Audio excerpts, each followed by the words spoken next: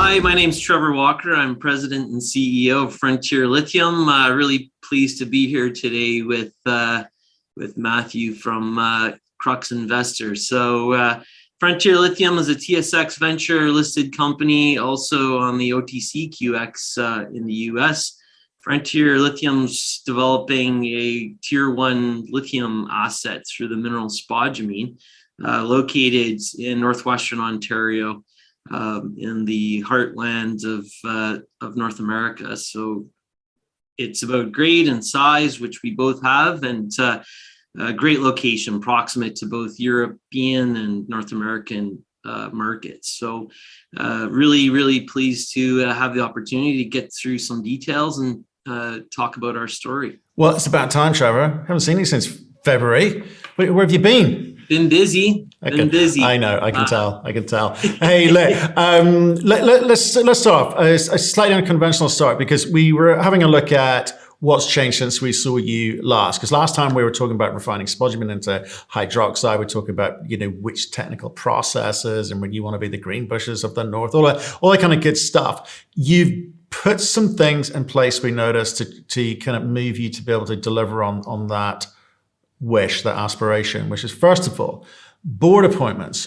You're moving from family-run business into professional-run business in the eyes of the market. So maybe talk about some of the people you're bringing on board or have brought on board. Great. I think you nailed it. As the company continues to evolve with regards to assets and the macro market as a whole, it's imperative to really leverage tier 1 resource to attract some top people that are essential to put this ultimately into production successfully. Since we last spoke, a few really important additions. One is a director named Bart Meekus, and Bart was former chief of Sandy Lake First Nations, the largest community located about 80 kilometers or so north of the PAK Lithium Project. Bart's a really well-respected individual that is well known amongst the 4 partnered communities. Essentially, those 4 communities branched out from one community originally located out of Deer Lake, Ontario, west of the project. So essentially one family, OG Cree communities, the smallest of the treaty regions in Ontario. So Bart's been instrumental with regards to infrastructure investments that have been made in the region. About 8 years ago, fiber optic cable was put into the region to service the communities in the north, and as well instrumental with regards to a huge investment from both the provincial and federal governments, and as well a private entity to construct the Watay Power Project. It's a high voltage transmission line that's being built to service roughly 17 communities in Ontario's tip of the far north. So Bart's been just a great addition to make sure that we've got regional representation at the highest decision level making for the company, for the local communities.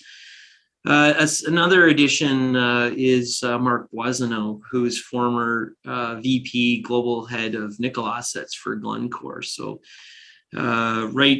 tremendous experience, really marquee individual in the mining business that really strong technically from processing, mining, and has been involved with bringing greenfields projects right into production, around the world. Resident of Sudbury, right here where we're headquartered. So as well, I've added Greg Mills, former managing director, comes out of RBC Capital Markets, to make sure that we're aligned and can attract really some a few cornerstone key financial partners to the company. So we've been really busy on that front and starting to really tell our story. So the interest is really significant for the company. And it's really to date, it's been all about all steak and no sizzle. So it's amazing, even right here in Ontario, that's our story is really not known. So we're having lots of fun getting the word out on who we are and what we have on the ground and what our plans are. So last addition to my team, the latest vice president of sustainability, David Ewing. He's comes out of Brookfield's renewable, instrumental and a leader in North America on reduction of CO2 emissions and working towards carbon neutral. So he was a first mover in that ESG space and a welcomed addition. He's vice president of sustainability and external affairs. So those have been the latest additions to adding the team to help us move forward. We've got a huge job to do with regards to this tier 1 resource, and we'll continue to add to the team as required. Right. Okay. So let's just look at this. So great team. I think it's added some real weight to you and substance in terms of your ability to market and talk to Bay Street or wherever it is that you go and talk to money. You need to kind of set a target or give guidance as to what you're working towards for next year, so we can measure you by that. I'm guessing infill drilling at Spark, you've got to put out an upgraded resource soon. What else? Yeah, about 5-6 months ago, we put out a preliminary economic assessment on the fully integrated plan. So mine, mill, downstream chemical plant. The economics quite robust. That's based on a tier 1 resource. Next steps, an ensuing pre-feasibility study. So we are targeting a release of PFS. Our objective is to release that in mid-2022, again on the fully integrated plan. So, one of the most important programs that are a requirement of PFS is reserve calculation from the resource. So, to date and under the PEA, out of the 30 million tons through 2 deposits outcropped at surface. Firstly, the PAK, roughly 10 million tons, and second, the Spark, just shy of 20 million tons. On total, 2/3 of that total resource is still under the inferred category. So the infill drilling is really the most important program that's laying the foundation for the project. And we commenced the infill drilling probably right around the time of our last conversation. I think that was around February of this year, 2021. And we were delayed. There's severe forest fires in northwestern Ontario this past summer. So we were able to get in early fall and have continued that infill drill program. And it's coming here to near completion. I've had a successful drill program, a couple phases of infill on Spark, as well as some necessary geomechanical holes for pit design for the PFS. And, we have released some results from the infill drill program, 2 highlights where 2 holes greater than 320 meter intersection, grading 1.68% lithium oxide. And to my knowledge, those 2 intersections are the best drill holes ever drilled in lithium to date in North America. So best how? Give us what an average grade looks like, and give us, because obviously the intersection, 320 meters, great, right? So it suggests scale, but what does 1.68 or 1.7 mean for people who don't understand? Yeah, typically the market looks for resources greater than 1% lithium oxide. So we see really 2 to even 3-time multiple over our peers globally on that average or mean. So, both the PAK resource is just over 2% average grade. Spark about 1.6%. Those two deposits are the highest grade deposits in North America. So, to pull off those types of intersections are really, really tremendous. Where many reference grade as king, size due to width of ore body really is queen. And often, in this business, you'll have great grades, but you don't have the size, or you have the size and terrible grades. So the magic in this resource and in our story is we really have both grade and size coming together here. So that's really what allows us to rank favorably with the tier 1 resources coming together. So again, the most important thing is updating the resource. So 2/3 is still under the inferred category. This is critical for laying the foundation of value for our shareholders, all stakeholders in our region. So we are looking to upgrade the resource we're eyeing January of 2022 to upgrade the resource. So that's really one of the most important things for advancing the PFS. As well, additional test works. We are conducting recently announced mineral processing program to support the PFS and ensuing DFS after that. So we hope to have that completed by January as well. We will also be making a decision on which chemical process and technology to hang our hat on for the PFS to produce lithium chemicals. Okay, I want to come back to the question.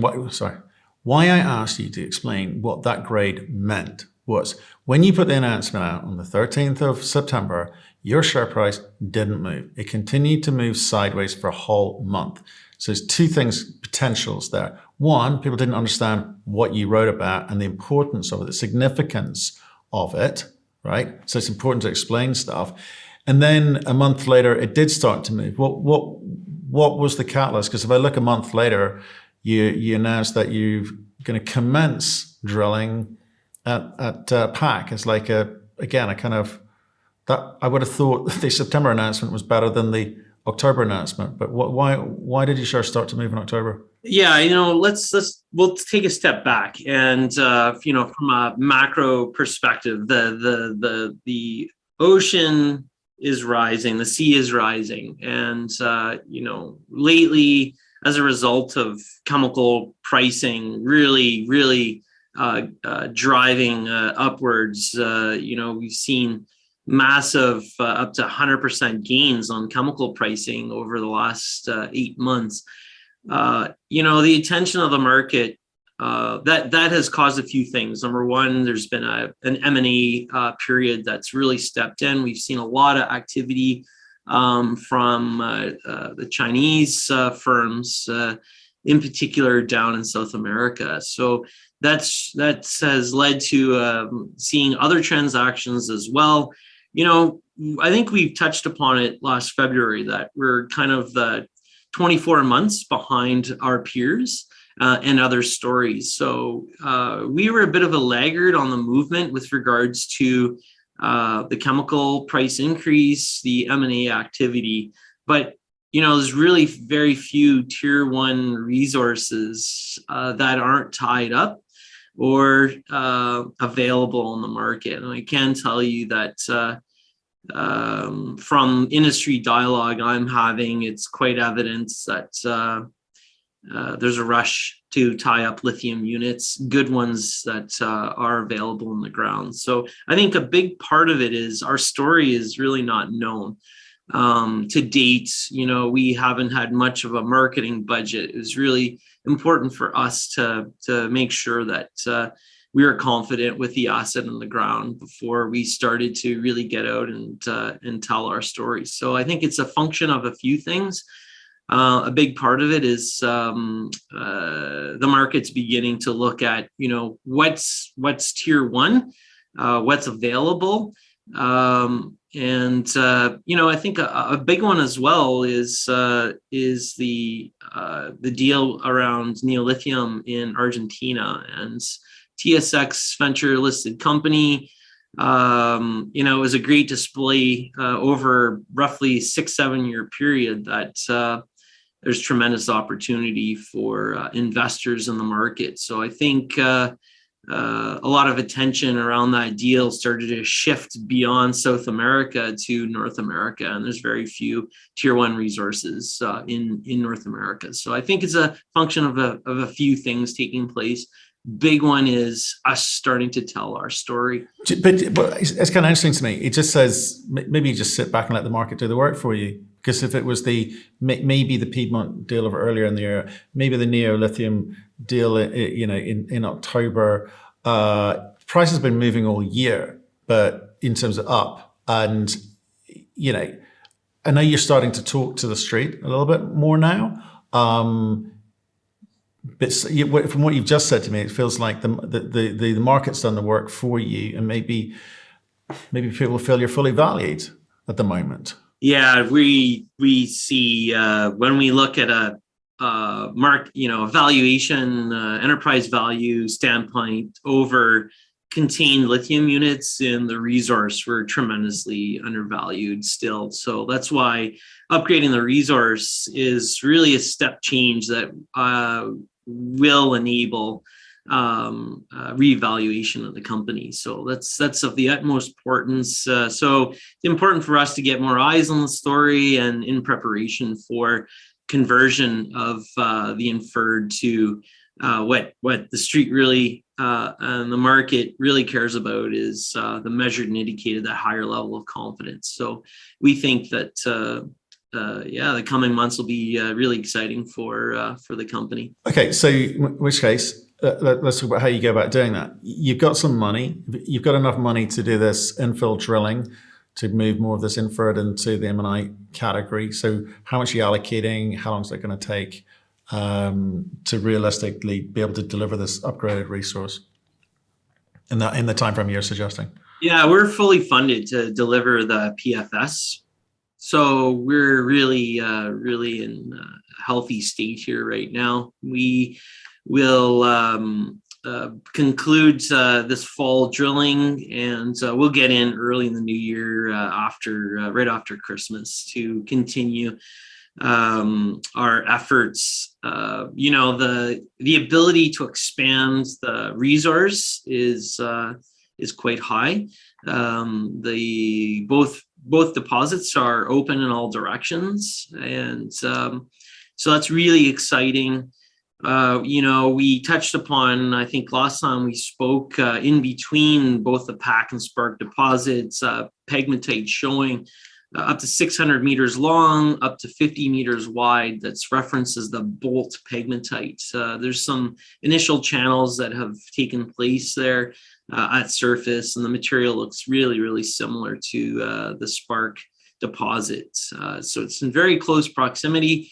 When you hover in a helicopter over the Spark deposit, looking to the southeast towards PAK, those have had the opportunity to be at the Greenbushes deposit in Australia.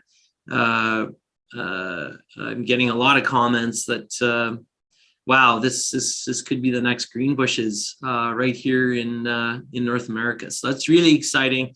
But our focus has been on the low-hanging fruits and really converting that inferred to what's required to have the 20-year plus project with a high level of confidence for PFS. We are beginning to think about continue to add some tonnage while we start to work on these development plans. So that's a great opportunity to have a lot of upside on the project for sure. Okay, so you fully funded through to PFS. So you're going to get a little bit firmer on the economics, which is good news, because you spent an inordinate amount of time so far on the technical, right? You've got a little bit of funding from the government for the pilot plant. You've produced hydroxide. You're yet to decide or Because you've got options in terms of the process, right? So you get to decide what's the preferred route for you. So, but you have spent a lot of time there without necessarily nailing down the economics for the market over and above a PEA, which is a plus or minus 30% variance typically. So, do you think you got that balance right over the last year in terms of where you spend your time? Yeah, we have taken a balanced approach. It's clear to me through dialogue with industry that the demand is so high and expected to continue to rise, and supply has been lagging, and a big part of that has been an underinvestment from the market into resources. There's been some volatility over the past 10 years for lithium, so there's been a couple false starts, and I think that's scared off some investments. Biden in the U.S. has been really huge for North America. Just got the stimulus bill through, and a big component of that is really the transition to electric vehicles. So I think the stars are aligned. There's a consensus by the market now, clearly, that this isn't a false start. This is the beginning. So that's a tremendous golden opportunity for timing. So back to your point, yes, we have taken a balanced approach. We believe that our high quality growing resource is absolutely required in the West to come into production, but to produce premium feedstock and to go downstream to produce premium chemicals. So we are performing an internal scoping study at the moment to pick the right process and technology to produce lithium chemicals. We are focused mostly on the potential for the high quality batteries in the North American market, requiring lots of nickel, and as a part of that, requiring lithium hydroxide. So we are looking at direct from ore to hydroxide opportunity for our project.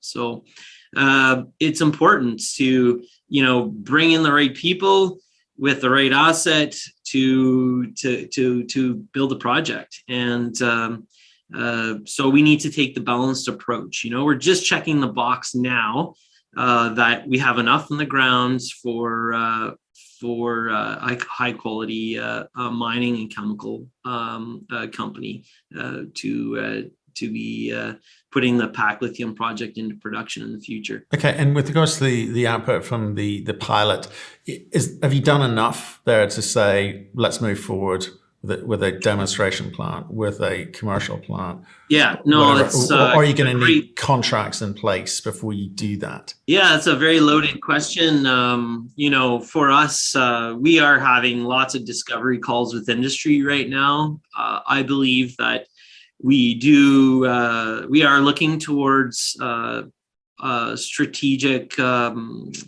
investor or partner, a strategic partner in the future operations. So we are, in chats, generally speaking, between, incumbent lithium suppliers right through downstream to auto OEMs. So we're having lots of phone calls, lots of interest. But it's important to make sure that the right type of partner is picked. So while that's ongoing, it's really critical to make sure that we take a cautious but confident approach to delivering the project successfully. So you are right. The work to date has been both during the scoping study on chemical process has been around both the sulfate process and alkaline route process. So we'll make the decision in the very near future on which process that we will continue our test work with for both piloting to support PFS as well as demonstration for DFS to bring that confidence. There's been some struggle in the West over the last 10 years with regards to a couple of failures with regards to lithium companies vying to become producers. So it's really important for us, for our own purposes, as well as potential strategic partner, to make sure that the right process is chosen and we de-risk this properly to come to market with certainty and confidence. Okay, so you talked earlier about, all stake, no sizzle, and the language of cautiously moving forward. Again, it comes back to that balance thing, right? You've got to get the market excited. You've got to have all the constituent parts in the right place and advance. So I want a sense of the timing of all of this, because I come back to the valuation component, which is if people kind of attribute you with too much value too soon, then you got a job of backfilling it further down the line, and that's never a good place to be. So, with regards to the conversations that you may be having, I assume you are having with strategic partners, what's the kind of time frame that you're looking at there? Because you haven't even got the PFS yet. They're going to want to see that at the very least, possibly even a feasibility study, right?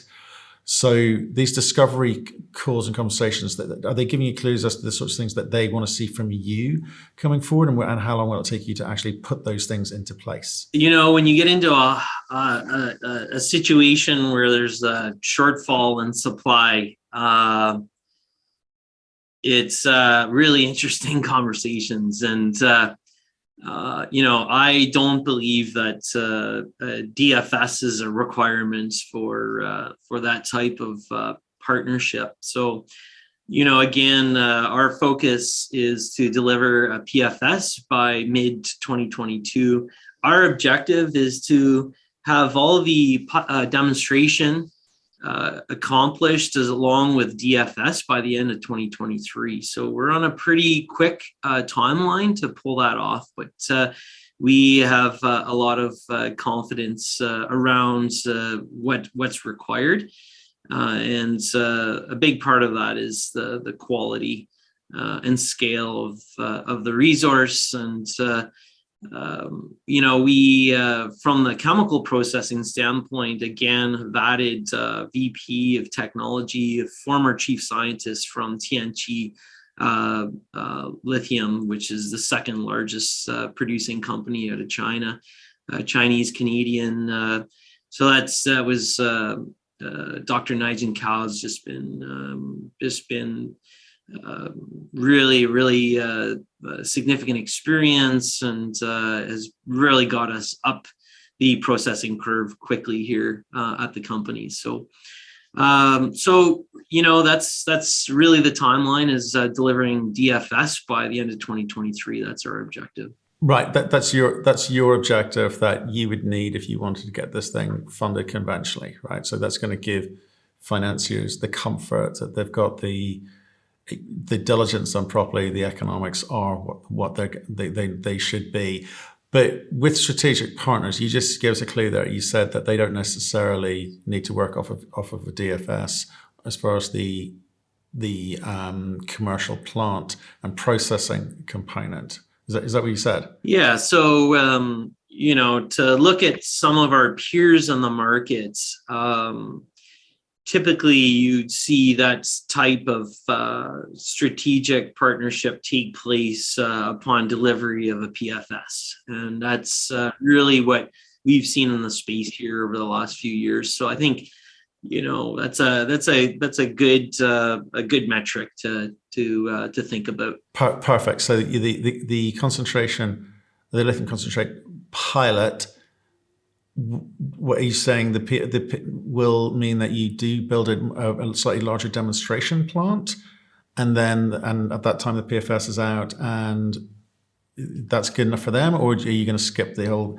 demonstration plant component as well? The piloting is really essential to support the PFS. So again, we have right now we're currently conducting the mineral processing pilot.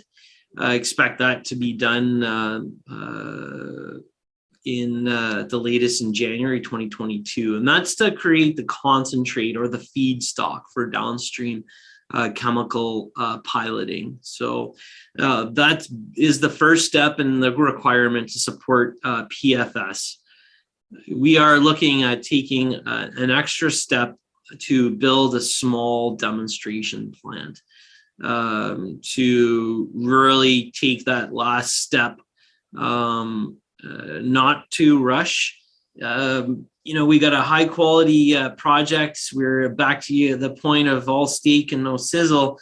It's really important to demonstrate because this is a top tier 1 resource, and we we're not in this to try and make $1 million and run to the next asset. This is a marquee tier 1 asset that has to be done right. And demonstration construction take place in 2022, commissioning and running to really generate the data required for final DFS to take place in 2023. Got it. Okay. So again, I want to leave this conversation, make sure I'm really clear. So you said you're funded through the PFS. Did that include the demo plant component, or would that need to be funded by a partner? That remains to be seen. Essentially, we are fully funded for all the piloting and requirements for the PFS, but we are not fully funded for delivery of DFS. So we're well funded for what needs to take place here in the next steps with regards to all the infill drilling and again the piloting required for supporting PFS. Got it. Okay, so the demo to be decided. You may need to bring some capital in for that, depending on how you go about it. Okay. Someone's actually sent a question with regards to the NI report. It seems to suggest that because management insiders are such big shareholders as a percentage of the company, that this could be restrictive to potential suitors.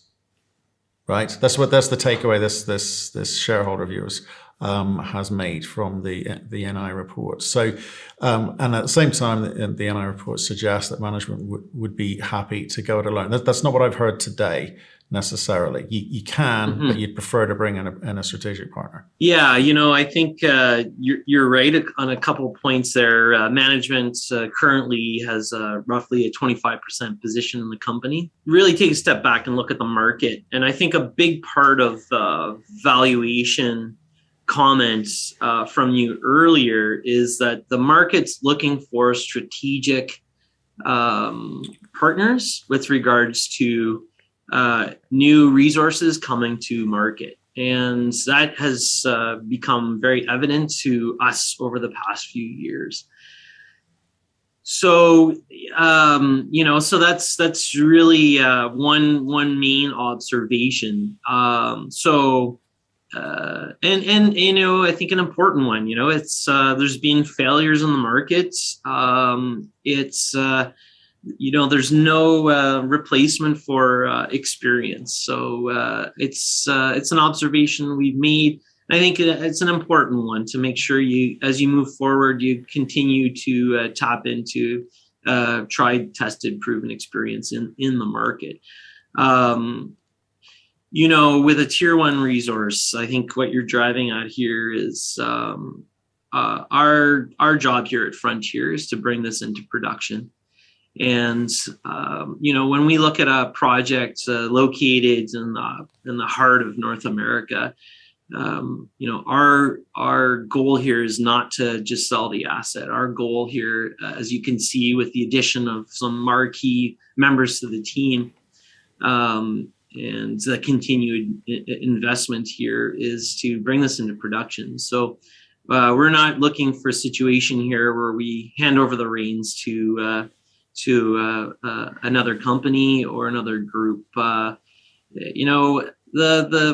It's really important that this is done right, and we know we're the right team with the right acumen and experience to lead the charge. So if I could, use that as a general comment, Yeah. Okay. So you want to get this thing into production. You look to bring in a strategic partner with some industry knowledge, but you're not going to hand over the reins or sell this asset before this thing gets into production. Yeah. Fair to say. Brilliant. Okay. Let's talk about hand over the whip. Exactly. Always hold the whip. With regards to your marketing, you've had your head down, busy getting on, doing stuff, which is great. But if you're not talking to the market, they forget you're there. It's like me writing a really good company report and then no one reading it. It doesn't work. So what are you doing to get your name, get your face out there more?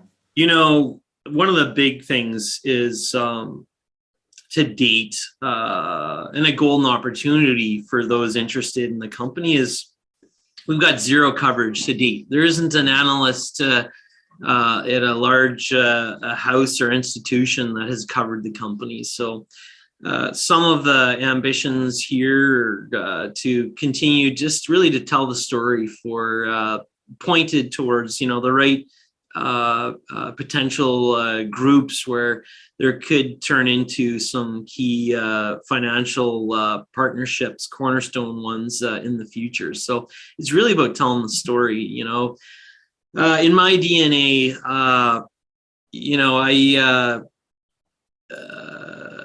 I think also a big part of the increase in value for the company is the confidence level here at the company.